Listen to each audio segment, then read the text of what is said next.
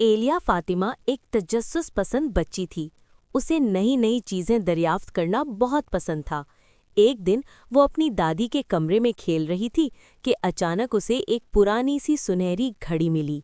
घड़ी पर अजीब सा बटन था। एलिया फातिमा ने जैसे ही बटन दबाया, टिक टिक टिक, अचानक सब कुछ रुक गया। पंखा रुक गया, परिंदे हवा में रुक गए, हत्ता कि उसकी बिल्ली भी एक जगह साकित हो गई। कैट। एलिया फातिमा हैरान रह गई। वाह, मैं तो वक्त रोक सकती हूँ। अब वो मज़े मज़े से खेलने लगी। कभी चॉकलेट ले लेती, कभी गेम जीत जाती।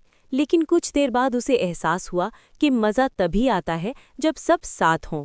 वक्त रुका हुआ था, कोई हंस नहीं रहा था, कोई बात नहीं कर रहा था, सब खामोश था।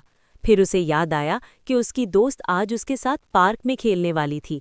एलिया फातिमा ने सोचा, अगर मैं हर बार आसान रास्ता लूंगी तो मैं कुछ सीख ही नहीं पाऊंगी।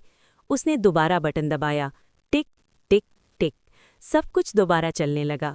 जब वो पार्क पहुंची तो उसकी दोस्त बोली, आज तुमने ईमानदारी से गेम खेली, इसीलिए जीतने की खुशी ज्यादा है। एलिया फातिमा मुस्कुराई। अब उसे समझ आ गया था कि असल खुशी मेहनत और सब्र से मिलती है, शॉर्टकट से नहीं।